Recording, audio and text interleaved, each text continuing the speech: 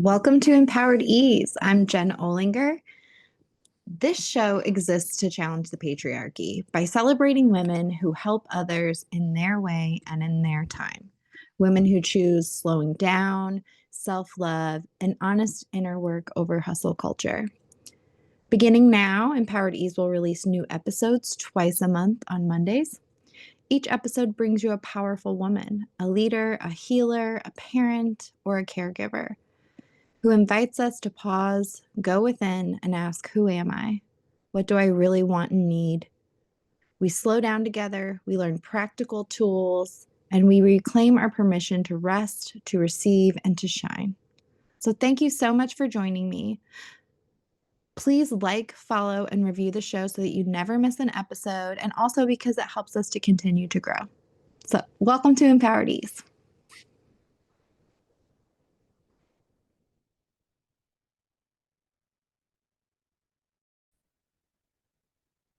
Welcome back to Empowered Ease. I'm your host, Jen Olinger, and this is a space where we challenge the status quo in women's health and explore mind, body, and soul approaches so that you can create your own path that truly works for you. Today, I'm so honored to welcome a guest whose story and work embody that mission so beautifully. Lani Gonzalez is an attorney turned healer. She's a hypnotherapist, a Reiki master. She helps women heal the past, reprogram their subconscious, and break free from self doubt so they can rise into clarity, confidence, and purpose. For years, Lani lived a life that looked perfect on paper. She was a successful lawyer and a partner in her firm, but underneath, there was a deep calling to serve in a different way. Answering that call meant walking away from the courtroom and into the unknown. That journey took her across more than 40 countries, learning from shamans, gurus, and healers, while also diving into neuroscience and the subconscious of the mind. She now weaves together hypnotherapy, neuroscience, and ancient wisdom traditions to help women rewrite the stories they were handed and create lives they truly love. Her work is rooted not just in study, but in lived experience, including healing from profound childhood trauma and transforming achievement as proof of worth into a life grounded in true wholeness, purpose, and inner power. So, today we're going to talk about what it really looks like to heal at a subconscious level, how ancient practices and modern science can work together, and how you can begin to reclaim your own clarity, confidence, and purpose in your health and your life. So, welcome, Lani. I am so glad you are here. Hey. Yay, well, Lainey, how are you doing today? I am doing well. How are you? I am great. Let's just kind of jump right in. I'm so excited to talk to you.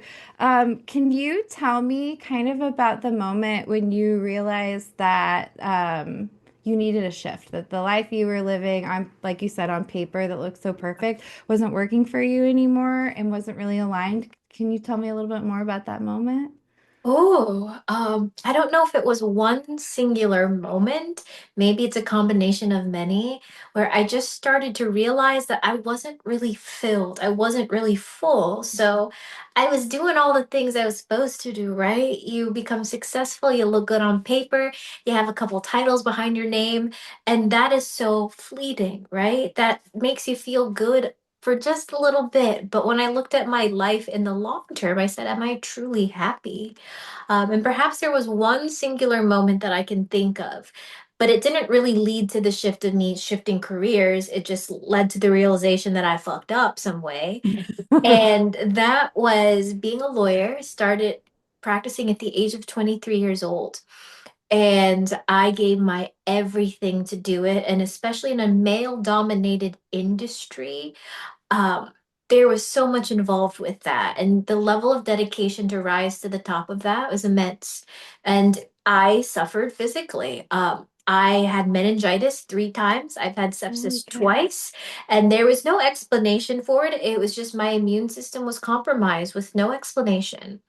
The explanation now is I was burnt out and I wasn't giving my body the love and care, and I had trauma stored within my body. That takes a tremendous amount of energy, but that's a different story. Yeah. But what I realized is the second time I had meningitis, I was in bed, and uh, the doctor said to me, "Hey, you should really call your parents." I was like, no, they're good. What can they do? They're in Virginia. I was in Florida. No need to call them. And they were like, hey, we're not sure what's going to happen here. And I think you should talk to your parents. And what they were trying to signal to me is, you're not doing so well. I was in and out of consciousness. I was not okay. And they had some serious concerns about the outcome of whether I would leave that hospital. And I Mhm. remember laying in that bed by myself. I did not have people around me that loved and cared about me. And yes, there were people in my life who did, but was there anyone at my side when a doctor was hinting that this could potentially be my deathbed? There was not. And I stopped and I looked at my life and went, what did I do wrong? Why am I in this bed by myself without someone to be there beside me? And I realized that I had completely prioritized the wrong things. And I do remember in that state of delirium, meningitis, uh, basically what happens is the stuff around your brain swells and you start thinking a little bit funny and you can't regulate your body temperature. It's miserable. And I remember when I was in and out of consciousness and I had this dream, if you would say, and I was at a door and I knew what that door was. It was that door to the other side. And I remember this being there, ushering me into this door, to the next place to end my life. And in this dream or vision, whatever you wish to call it, I was on my knees and I was crying. And I knew that I couldn't walk through that door because I wasn't proud of the life that I lived. And I remember begging to this being, like, give me another chance. Let me do it right. And I promised that I would lead my life in a different way. So the next time that that door came to me, I will walk through with my head held high. I promise it. I swear it. But I can't do that right now because I'm not proud of the life I lived.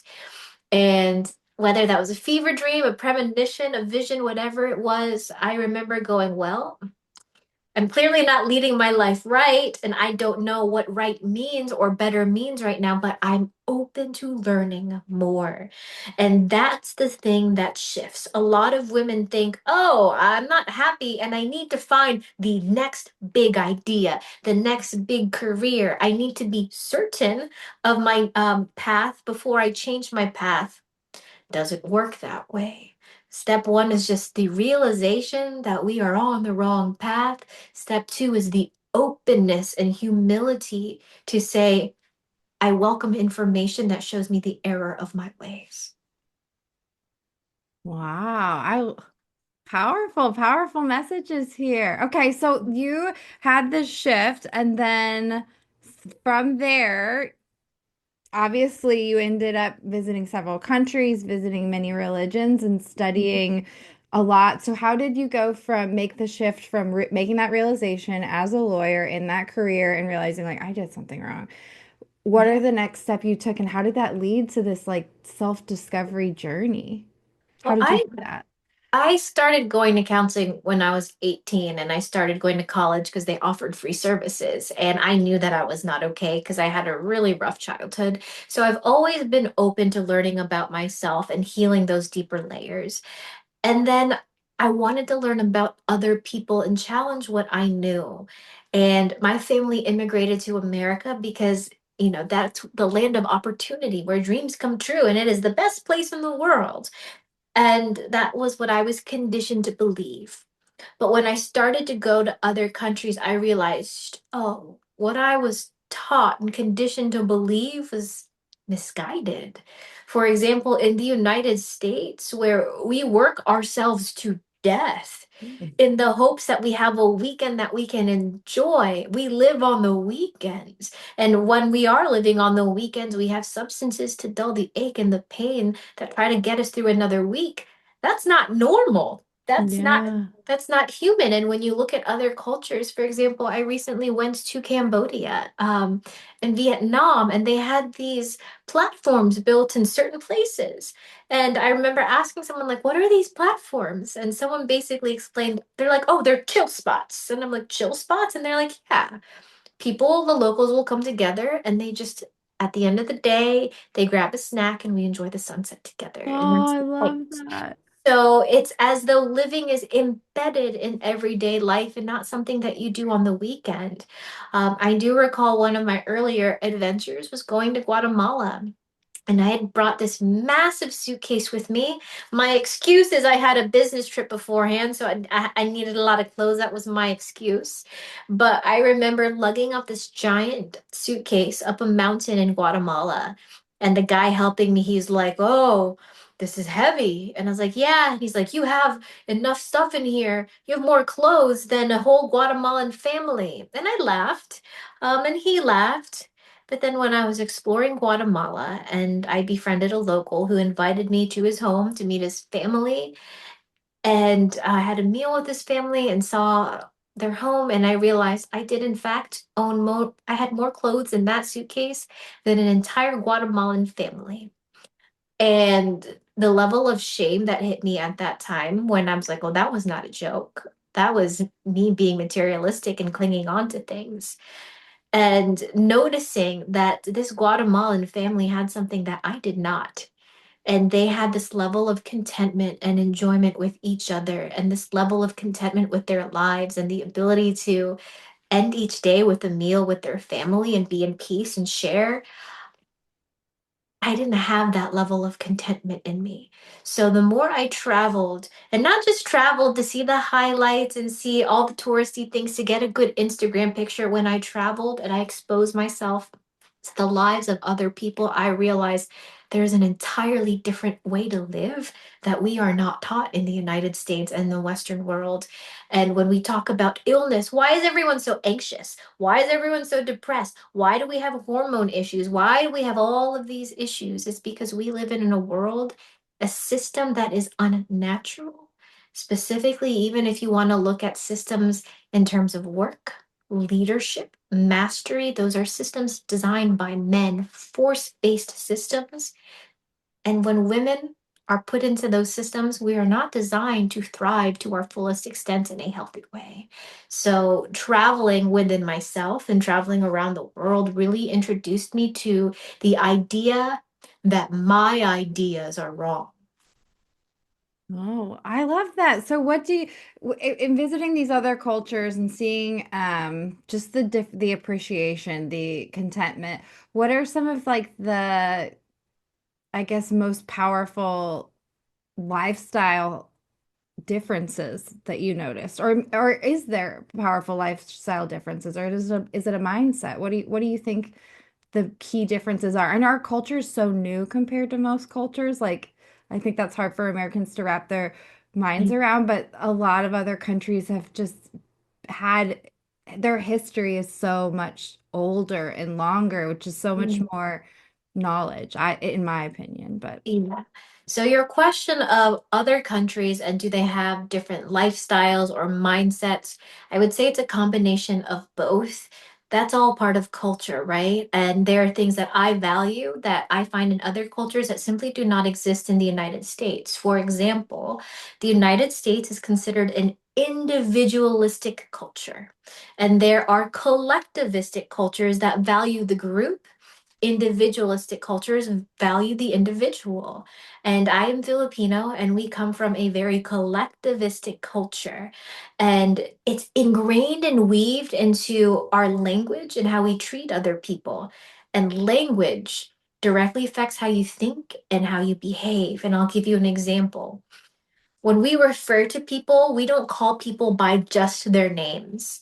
There is a ka in front of somebody, even if you don't really know them that well. You put that in front of their name, and ka is short for kapatid, which means brother. So we refer to everyone as our brother and our sister. And if someone is more closely related, and I know this happens in Spanish cultures as well, everybody's your aunt, everybody's your uncle, everybody's your cousin, even though you're not biologically related. But our language and our traditions ingrain that we are family, and that man across the street is ka, he is kapatid, he is brother. So when you look at a culture where you are subconsciously programmed to believe that everyone is your brother and sister. And when we are in one big family, we act a certain way. And I'll give you an example because I was in the Philippines last summer, and a taxi driver drove me across town to a beach, and I didn't pay him yet. And we agreed, hey, come back in 2 hours. He'll drive me back into town, and then I'll pay him there. Well, here's what happened. I go back looking for my taxi driver after the 2 hours, and I'm like, oh, he's not there. And other taxi drivers are like, hey, we can take you back and we'll take you back. What's the cost? Like, what are you looking for? The typical, how can I get this woman's business? And I said to them, well, actually, I already have a taxi driver and he took me here and I didn't pay him. And they, instead of going, oh, that's okay, we'll just take you, too bad on him, they went, what's his name? What Oh, does he look like? And the taxi drivers, they didn't have taxis. They actually had these little bikes. And they went around that little town and looked for my taxi driver for me. And my taxi driver took me home. In an individualistic culture that only thinks about itself, those taxi drivers have been like, nah, he wasn't here on time. That's his loss. Get in my car. Not them. They went, oh, we know who you're talking about. We'll go look for him. He should be down there. So when we talk about, oh, is it mindset? Is it lifestyle? Is it culture? It's a combination of all. So it's just the awareness that there are different ways of living. I'm not saying that one is superior to the other. I'm saying that there are other ways of living other than the one you're experiencing now. So if the life you live right now does not suit you, guess what? There are other ways to live, and you don't have to stay stuck in this particular system. oh, I love that perspective. There's something that comes up on this show a lot, and I think it comes up in burnout, and I think it's something about our culture nowadays. Unless you are very religious, I shouldn't say very religious, unless you're active in your religious practice, and even then, I feel like something we lack is community. In when people are burnt out, that's one thing a lot that comes up for people. They don't have a community that they can talk to, that can hear them out, that understands the way they feel. So I love the idea of a culture that like community is so ingrained, it's ingrained in the language and the way that they speak, they speak to each other. So that's beautiful. It's I can't even Mhm. imagine like the repercussions of that or what we're lacking from, what we're all missing out on. So I love that perspective. Um, what drew you to seeking out the kind of cultures and like I know I read shamans, gurus, healers. So what drew you to those modalities coming like from because if I was to look at you on paper, I wouldn't guess that those would be the ones that you would go to. So what inside you? Is it your history? So, Yeah, no one would have guessed that. So I was a litigation attorney. I represent insurance companies and I help the oh rich get wow. richer. So that's what I did. Not what I do now. But what really drew me, I take a very spiritual approach to this. I don't know if I was drawn to them or I was naturally called and it was all meant to be there. If you ask me my personal experience, I do believe in past lives and we are drawn to certain things for certain reasons. And every single place I visited, I feel as though it has a piece of my heart and has brought back something to me that I was missing. So, whether we call it synchronicity or fate, it almost feels as though it was fated that I would go to these places and seek these things out. And it really is just an openness, right? So I wasn't actively going on Google and going, where can I find a shaman? Or where can I find someone who's going to help me? For example, in India, the gurus that I learned from, I stumbled upon. I was in Varanasi, which is a very spiritual town in India. They believe that if you die in Varanasi, you don't reincarnate and you ascend. So it is a town known for dying, and people are constantly dying and being burned and being put into the Ganges River. And I remember just walking along the vats, which is where they do these reincarnate or these cremation ceremonies, and just talking to locals and being curious about them, asking about them. They're curious about me, and they go, "Hey, I think there's someone you'd want to talk to." I was like, okay, sure. Let me. talk to this person, and I followed this guy into the street and met someone, and I met um a guru, and I remember seeing him, and he actually had it in his home, and I'm like, oh, he was on National Geographic, and he actually had the National Geographic that he was on in his Oh, home. wow. So I didn't seek this man out. It just the sheer openness. And when you hear that story that I just told you, there's a lot of underlying subconscious beliefs that I carried that allowed that to happen. So, for example, the openness to wander around vats. And these areas, by the way, women do not partake, but still being comfortable enough to explore and be open, being able to talk to locals, awareness of your surroundings, not just being in your head. Is this safe? Is it's not safe? That's a lot of thoughts that happen when people travel, especially travel by themselves. And they're very internal as opposed to being external and looking around at your surroundings. And then meeting a local and him saying, there's someone I think you want to talk to. Being able to energetically assess whether this person is safe or not safe. The underlying subconscious belief that people are innately good and want to do good things. So, not me going, oh my God, I can't follow this random stranger. He's going to kill me in an alley. That didn't cross my head.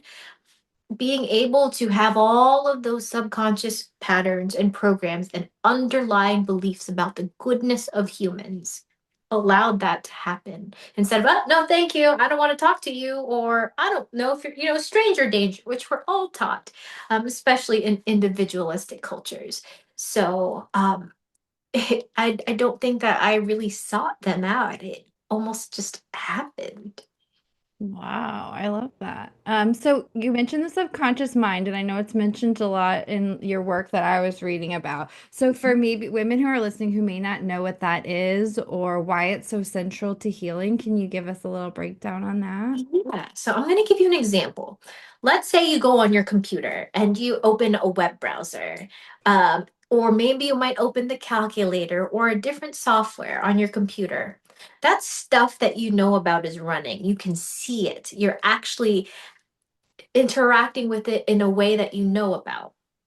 Behind all of that, there are all sorts of systems operating that you don't see. All you see is your little web browser. The mind is very similar to that, in that your conscious thoughts, the stuff that you know about, like you and I talking, or maybe someone listening to my words and being aware of it, that's your conscious mind. That's approximately 5% of what happens in your mind. Over 95% of what happens in your mind is subconscious programming, stuff you don't know about that operates in the background based on patterns. Kind of like your computer, there's a lot of things operating that you don't see. The majority of what happens in your mind, you do not see and you are not even aware of. And a lot of people like to think that we're all rational human beings and we make rational decisions, but that's not actually the case. The majority of what we do is incredibly irrational, and it is based on patterns, pattern recognition, which comes from our subconscious programming. So, it's very common where you see women who struggle with issues. They keep dating the same type of guy, the same type of relationship. They know they should do better, but they don't. Let's say there's food. You know you shouldn't eat like that. You know that that's too many calories, or you know you're not hungry, but you're eating, but you do it anyways. Knowing is not enough. Knowing is conscious mind. Subconscious, which is over 95%, is the one that's running the show. So that's why a lot of women know they should do better, but don't do better because Yeah. knowing is not enough. I love that. I feel like it's so powerful when people realize this, when this is such a powerful moment for a lot of people in healing because Mhm. um it shows us how little control we actually have and how so much of the way we assess what we're capable of was programmed by our experiences and Mhm. not based in reality, really. It's based on what someone has told us about ourselves or some traumatic thing that happened where we told ourselves what we're capable of in order to cope. So this is such a powerful topic, and yet it's one that I think is hard to understand and also hard to change because they are deeply rooted. They've been there for a long time. And I know that there's times in which our subconscious, I let people like to call it spongy, where it like is more open to change. And there's processes to change our subconscious thinking. So, can you tell us a little bit about someone at home who may be listening? Because one of the things I think of is, and this is just a tiny piece of subconscious thinking, but we all have that thing when you're in your worst place, like when you're having the worst day, everything's going wrong. And it's that thing you say to yourself. It's usually related to your worth, like, nobody loves me, or I always mess up, or it's that awful thing you say to yourself. And it's your subconscious. And if you can work with that voice and somehow get it yourself to tell yourself a different thing, it can be very powerful. But how do people get there? Where do they start with that? Because So I even though you know it, it's not easy to do.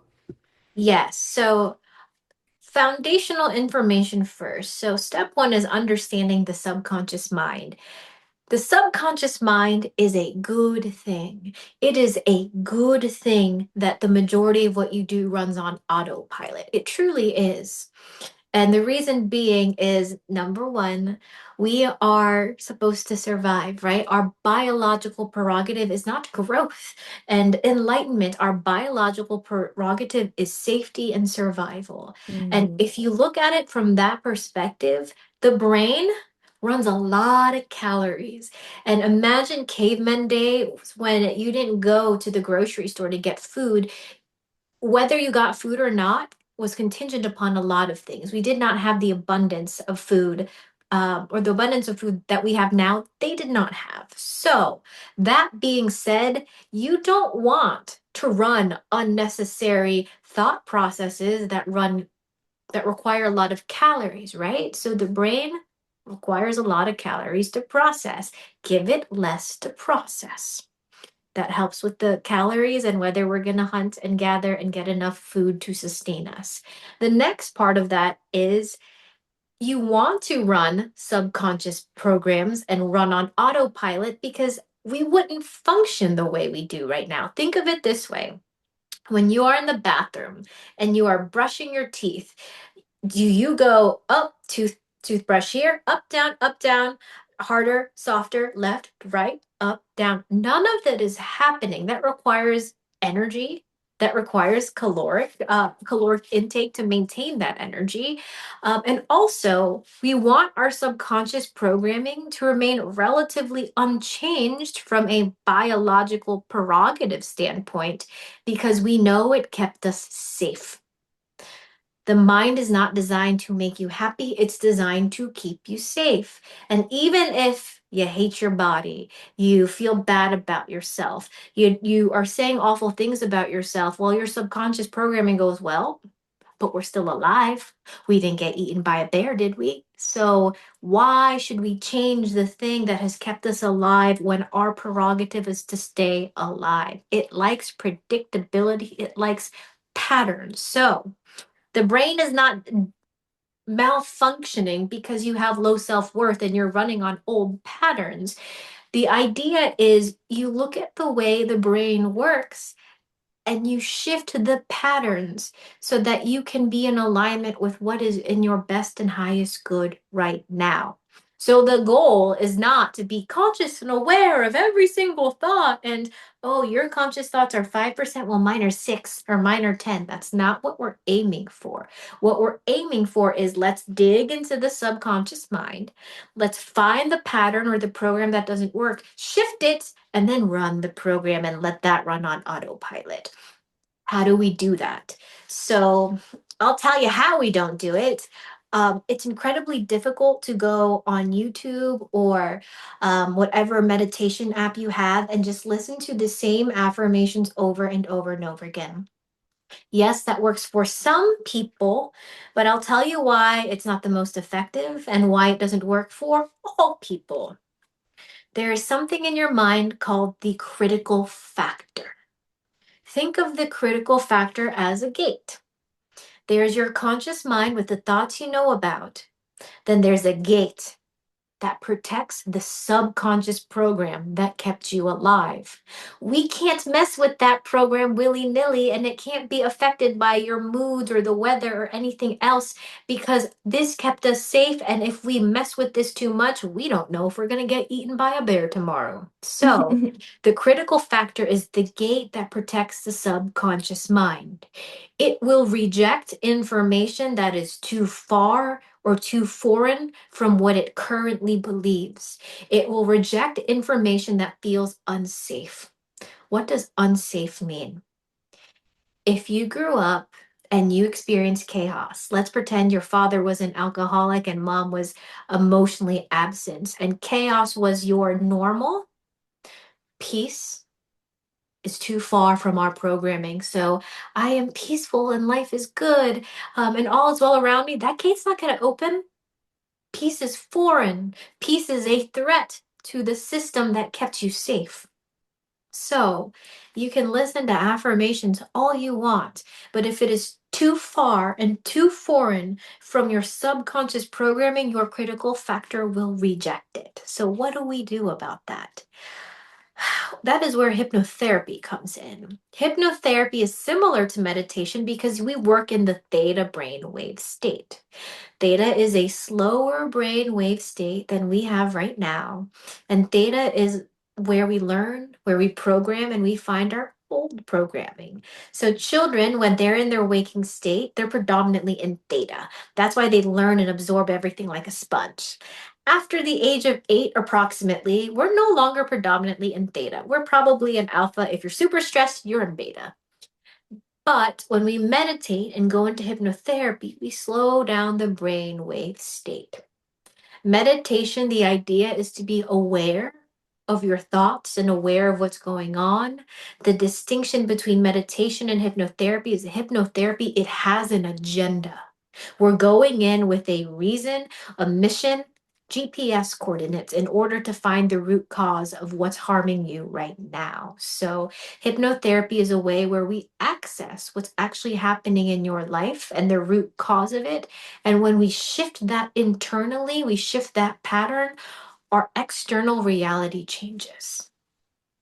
I love this. So I have my one experience with hypnotherapy, and I've always been so interested in it since this because I didn't work with a hypnotherapist. I bought a program from a hypnotherapist. So it was like Yeah. pre-recorded, and it was I just like binge eating that because it was like one of when I would get really stressed, I would binge eat sometimes, or sometimes I wouldn't eat at all. Yeah. It was like my how I ate was kind of really related to my emotions, and so I purchased this hypnotherapy series and followed the instructions on often and time of day and when to do it and the settings, and it totally worked, completely worked. Like, and I so Mm. now I think about, man, could you imagine like working with someone with more intention, with more with a diff with like an intentional mindset, intentional goals with hypnotherapy, how powerful it could be. So Yeah. tell me about some of the, I hope I'm not skipping anything, but some of the experiences that you've been able to have with hypnotherapy or that you've seen some of your clients be able to have with hypnotherapy. Ooh, some of the experiences I've had with my clients, some of the most interesting ones. So, some people come to me and they go, well, I didn't have a bad childhood. I don't have any trauma. So, I don't know what you're talking about. I had a great childhood. So, I don't know why I need to be digging in my subconscious mind and looking what's there when I had a wonderful childhood.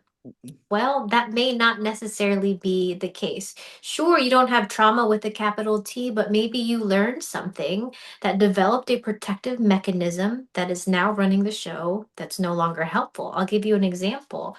I had a woman who was very self-conscious and she had trouble going for job promotions. She had trouble just engaging with men in general because she was so self-conscious. She even had trouble engaging with other women because she felt like she would be judged. And she says she has the perfect childhood. House and home life was great, wonderful parents. What did we find lurking in her subconscious mind? She had a memory of going to a store and watching her mother try on clothes. And as her mother was trying on clothes, her mother was critiquing her body. She didn't like her arm, she didn't like her belly, she didn't like all of these things. And as a child, being dragged around to these stores, hearing this, she learned to critique herself. And she didn't like the way it felt, and she didn't like the way mom felt. So she learned at that age, oh, we need to look really closely at ourselves. Otherwise, what will happen? We'll be rejected, right? So as humans, we are the few creatures that when we're born on this earth, we are helpless. Uh, you see little giraffes on like Animal Planet, and as soon as they're born, they're out running. And they got to protect themselves, and they're eating and galloping next to their parents, not babies. We can't feed ourselves, we can't protect ourselves. We require acceptance from a group in order to survive. So it is a biological prerogative of ours to be liked, to be accepted by a group of people to support and take care of us. So we do have these programs and this wiring that makes us lean for acceptance. And if in this woman's programming, she saw that, oh, my body has to look a certain way in order to be accepted. I have to talk a certain way to be accepted. She learned very early on to critique everything about her in order to be accepted, in order to stay safe. So, that's an example of someone who says, I don't have trauma, but if something in your physical reality keeps happening that you don't like, it's not that you don't have trauma, it's that you have a program that's not aligning with what you want right now. Another example I've had is I've had a woman who had a phobia, and she had a fear of flying. And she did a regression, which means going back into a older time or a younger time, excuse me, and she was a baby in a carriage, and the walls would shake and she would cry and nobody would comfort her and she was terrified, and that was part of her subconscious programming. And after our session, she asked her mom, she's like, hey, like, this is what happened at my session, like as a baby. What are your thoughts? And she goes, well, we lived in an apartment in New York, and they lived very nearby a train station. And every time, like a train or a plane would pass by, the walls would shake because it was like a cheap apartment with like really thin walls. And it was a generation where you didn't coddle your babies. You let them cry. If they're not hungry and they're not needing to be changed, you let them cry and self-soothe themselves. But very early on, she associated this shaking and this movement and not being soothed. And that was in her subconscious mind. And that memory and healing that part of her identity helps her so she can now be on planes. So you may have a great childhood. It may be something you don't even remember, and we can take it a step further, where we can talk about epigenetics, and it can be something that didn't even happen to you. It could be something that happened to an ancestor. So, for example, epigenetics, we now know that if you had a grandparent that experienced food scarcity, Mhm. you are more likely to be affected by that in terms of how your body processes carbohydrates because your grandparent experienced food scarcity. So, looking into your programming does not mean just looking at your own personal traumas. It's looking at the inheritance we have in the programs that we get from the people before us. Oh my gosh, I love how you're tying all this together because there's so much to be said about all of that. Like I love, I love explaining this theory with looking at children because people, when you talk about what is traumatic to a child, right? Sometimes that can be so confusing. Like, what? That's not a normal experience. Why would that be traumatic to a child? Or when people want to compare their trauma to another person, but it's so relative because different things affect people differently. And the worst experience a person has, regardless of what the circumstances were, is the worst experience that they've had. And that is what matters, not the context. Yes. It's the experience that the person has with it. And so I think this is just such a beautiful thing. And then you tied in the biological stuff and generational trauma because I love the biological stuff. I'd love to learn more, but also there's trickled down. generational trauma just in the way we parent, in the way we approach money, in the way we approach food, in the way we approach so many things that you may not even realize. Yeah, it wasn't traumatic with your family, but it might have been with your mom. And that's why, you don't know how those subtle things are affecting decisions in your life that maybe you would choose differently for yourself if you knew that why you were making the choices you're making. And I love Yes. that. And when we talk about programming, it's not just trauma. So, when do we program? When does the subconscious mind learn something, create an identity or a psyche that protects you and carries on into the patterns? It's a highly sensitizing event. So, you don't just program with trauma, you program during any highly sensitizing event. Ooh, I love What are examples of highly sensitizing events? I'll give you a really common one. Children getting lost in grocery stores. I that. get lost all the time. I miss my exit when I'm driving and I just get lost. That's a common thing, but I'm not a child. I have control of myself. I have a certain level of autonomy. A child in a grocery store, I'll give you a really common example, gets lost, starts crying, starts freaking out, is in distress because they think they've been abandoned. And then mom finds them and is frustrated and like, what are you doing? Where were you? Get in the car. What did that child learn?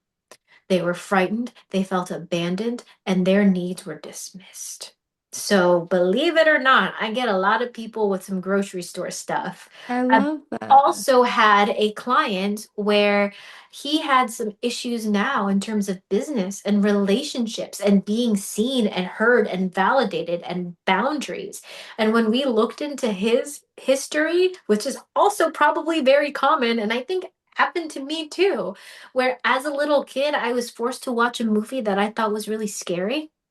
And Hmm. he went to some sort of Halloween event, and there was like one of those like scary houses, and he went in and he was scared, but he went with his family and they kept making him go, and he was terrified.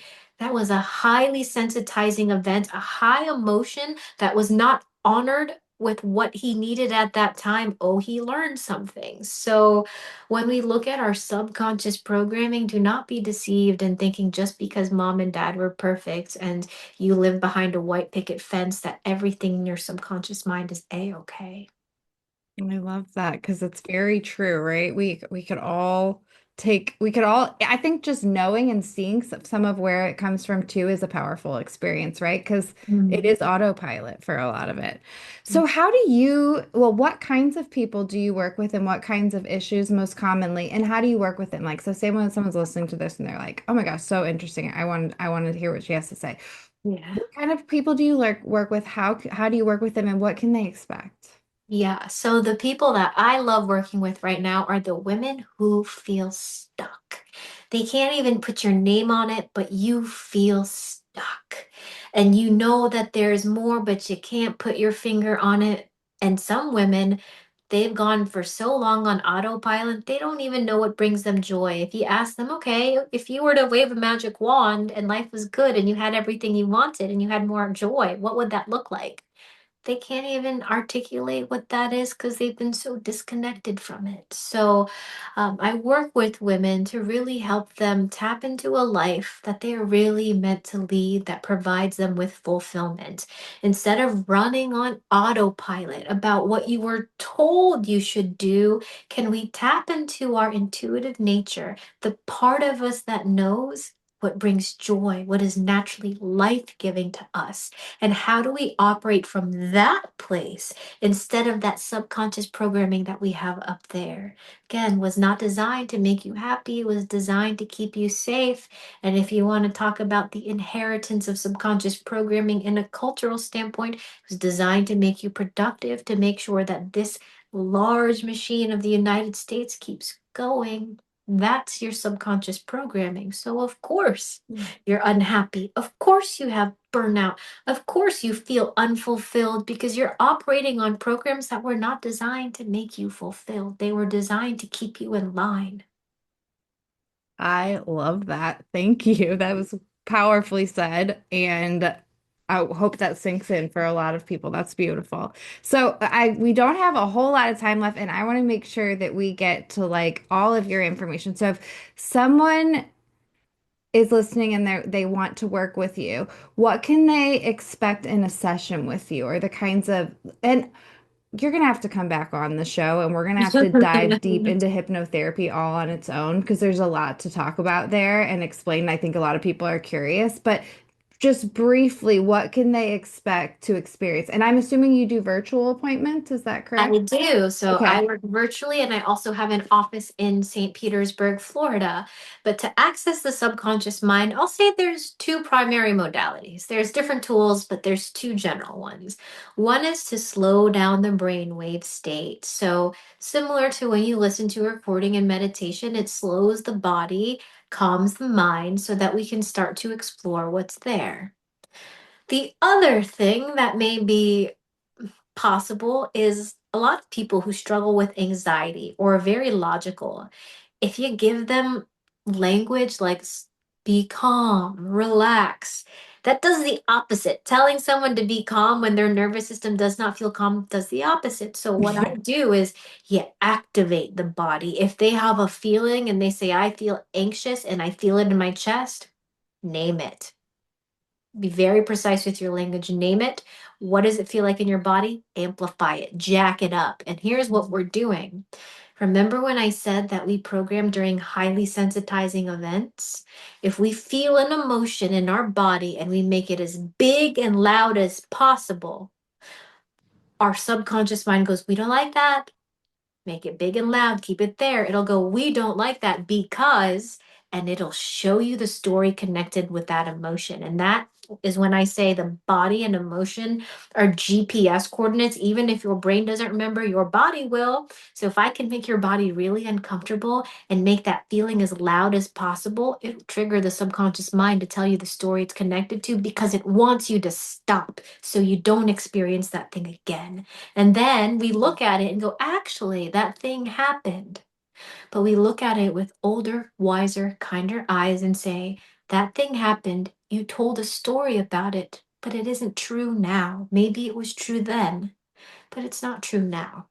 And how do we shift our programming and thoughts so that that story can be reframed and our thoughts can be rewired, which necessarily affects our behavior and our behavior affects our reality? I love that. So that's the what you just described. Is that how in hypnosis people unlocked hidden memories? Is that seemed like what you were describing, a way that you can get into like memories that we don't have access to all the time? Because Yeah. I think before I experienced hypnosis myself, that was what I thought of hypnosis as, and it Yeah. is more than that. But I'm like that's so cool because the way I've heard of it before is in much more dramatic fashion, but this is a subtle. Well, I guess it could be dramatic, but also doesn't have to be. So I love hearing that. That's so cool and so powerful. You're definitely going to have to come back on, and we're going to have to just dive into the specifics of some of these modalities because they're so interesting. Yeah. And also, like, I think when people think of hypnotherapy, they don't realize like you go to school and it's not like it's a heavily science-based program. It's a real, I can't remember. Do you have a degree? Is it a certification with hypnotherapy? Yeah, so I'm a clinical Yes. hypnotherapist, and there is actually a large amount of evidence that shows that hypnotherapy works substantially faster than cognitive behavioral Yes. therapy because hypnotherapy works with the subconscious, which is the root cause, where cognitive behavioral therapy does not. And uh, I am a big advocate for cognitive behavioral therapy. I think there is tremendous value in being witnessed by someone, giving words to the pain that you are feeling and letting it exist outside of you is incredibly powerful. I am a counselor and I highly recommend it, Me but too. there is a way to go deeper than traditional counseling. So I believe that they are both modalities that are incredibly complementary. I'm not going to say I do one is too. superior to the other, but I will say they're different modalities that can complement each other. I agree. I just had a couple sound therapy people on here too, because we're talking about, this hypnotherapy is very relevant to this, that not all memories and not all emotions have words. We experience things that maybe before we had words to express them, or that we don't have the words to express something that complex. And so we need these other modalities sometimes because talk isn't enough in those moments. So I Mhm. love diving deeper into this stuff because I don't think people like. I believe in a lot of what people would call woo-woo, but not everything we think of woo-woo is as woo-woo, sorry to use that over and over again, as we assume. There is science behind a lot of this, and it's actually growing all the time. We're learning more and more about how all of these things are really what a lot of people who practice them know, but now we're proving they work. So I love that so much. If someone's listening and they're like, I gotta talk to her, will you say how to get a hold of you is in case they don't want to like stop and pull out the show notes? Can you say your website maybe? Sure. So it is just my name.com. So it's LaniGonzales.com. If you Google me, my website just magically pops up with resources, and you can schedule a complimentary consultation. And we just take time to talk so that I can learn more about what you're going through to see if hypnotherapy is the next best fit. I love that. And it is an absolutely beautiful website. So if you Um, just want to check out a beautiful website, look at her website. I'm serious. I was like, her website is gorgeous. So, okay, one question I ask everyone because we're running out of time and I mean it wholeheartedly. Please come back and teach us more because you have so much knowledge to share. I feel like we just like scratch the surface. But I ask everyone what their go-to self-nurture practice is when their life is getting overwhelmed and they're feeling stressed. What do you do to get yourself back to where you need to be? Oh, my go-to practice is I love to get in the shower because no one expects anything of me, right? I've heard people say, oh, like no one expects anything from you when you're on the toilet, and that's why people are on the toilet for so long when they don't really have to poop. But I prefer the shower, and I will go into the shower, and I got my little candles, and I'll shower by candlelight, and I will meditate in the shower, and I will talk to the parts of me that hurt. Let's say there's a part of me that feels worried. What does she look like? What does she need? And let's say that I feel lost. Let me talk to the future version of myself. What does she wish for me to know? Let's say I feel like I lack the resources or the skills to get to the next level of where I want to be. Let me talk to my ancestors who have endured so many things so that one day their daughter could rise and reach for something that they could not. And being able to do that work, some might call it internal family systems, some might call that family constellations, whatever you wish to call it, but really talking to all of the parts of who I am. Some people might call it shadow work, but finding a space that is just solely mine, where no one can interrupt my shower, and really honoring all those parts. Oh, that's so beautiful. I love that and accessible for everyone, really. And I just love the way you talk to yourself and oh, that's so powerful.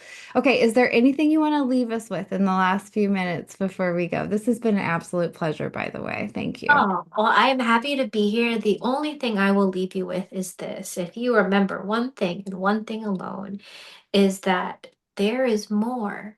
If the life that you have right now is not a absolute hell yes, there are other ways to live, and there are an infinite amount of resources and tools and guides that will help you build that life. And there's only one prerequisite to that. And they say that when the student is ready, the teacher appears. All you got to do is say that you're ready and want more. That's all it takes. Beautiful. Thank you so much. You're so welcome.